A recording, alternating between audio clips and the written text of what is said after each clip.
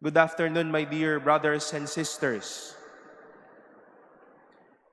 As many of us up until this moment are still flocking to cemeteries, columbaries, and other memorial places to give our respect and extend our prayers to our departed loved ones.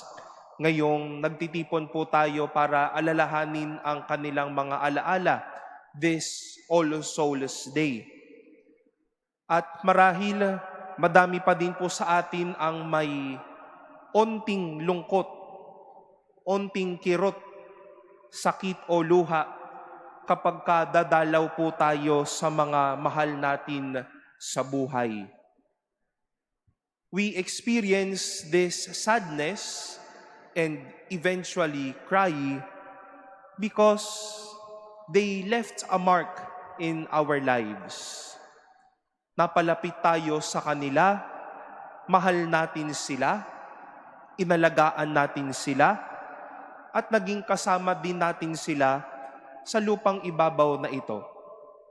At sino ba naman po ang hindi malulungkot sa mga taong sumakabilang buhay na sinasabi nga natin? But my dear brothers and sisters, today, at the very beginning of our liturgy of the Word, yes, with the tears, with the sadness, the grief that we bear, the Word of God wishes to shed light and hope to all of us. The first reading today begins by saying, "The souls of the just are in the hand of God, and no torment shall touch them." Such is a precious reality and hope that in death we won't wander anywhere, but we are in God's hands, in God's loving hands. At sa mga kamay ng Diyos, hanggang sa dulo ng ating buhay at hanggang nasa piling na tayo, nasa piling na niya tayo, walang sino man ang makakanakaw, aaway o sisira sa atin. God is not only caring all of us now that we are alive and living, but God cares. We are in God's hands up until the next. And Jesus wishes to remind us this beautiful message with the gospel we all heard today. Lahat tayo ay muling nasa palad ni Jesus na ating kapatid. And as a loving brother, He would not let His siblings, all of us, to be away from Him.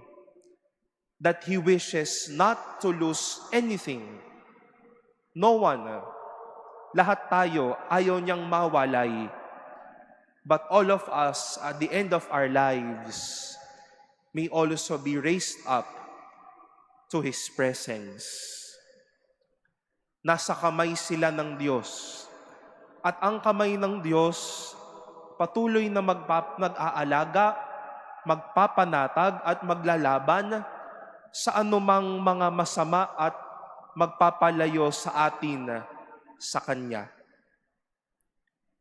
Hindi po ba kapag may namatay, we console each other with these words, "He or she is in a better place now." And yes, it is really a better place because God is taking care of them. Nasa mga kamay na sila ng Diyos na patuloy na magmamahal at mag-aalaga sa kanila. You know, I do believe that whenever we would celebrate All Souls Day, this is also a perfect day for us not only to pray for our departed loved ones, but also to remind ourselves to live well and beautifully. Para sa atin din po ang ang araw na ito para mabuhay tayong ng masaya at ng may saysay. Yes, we are under the loving hands of God today and until the next, who would always assure us blessings, protections, and whatever kind of blessings He would need to extend. But we are always given the chance. We will be given opportunities where families, friends, peoples will be also under our hands. At kung may mga tao mang malalagay o ihahabilin sa ating mga kamay, then wag naman din po nating abusuhin ang pagkakataon na ito. It does not mean that once people were under your hands and you will have the freedom to kill them, to let them know that they are hopeless, that they are useless in this world. It does not mean that you have the power. People are under your hands. And you will have that guts to say and even guts to express that you don't care and mind them any longer.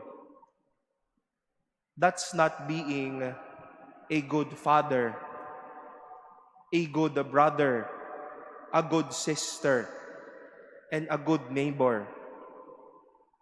The souls of the just are in the hand of God, and no torment shall touch them. At panalangin din po natin na hanggang mabuhay tayo, habang nabubuhay tayo sa mga araw na ito. Oo, nasa kamay po tayo ng Diyos at nasa kamay tayo ng mga taong nasa paligid natin. And even now, we pray that even today, because we are under each other's hands, hopefully no torment shall touch us, or wish that no torment, death, may touch us. My dear brothers and sisters, today and until forever, we are under God's loving hands. He promised that no torment, no hate, no pain, no wounds, no sadness may ever touch us. And let us do the same. As we live, we will have people under our hands. And let us also promise the same. Let us promise our love, our care, our affection, and many blessings to those under our hands, to those under our care.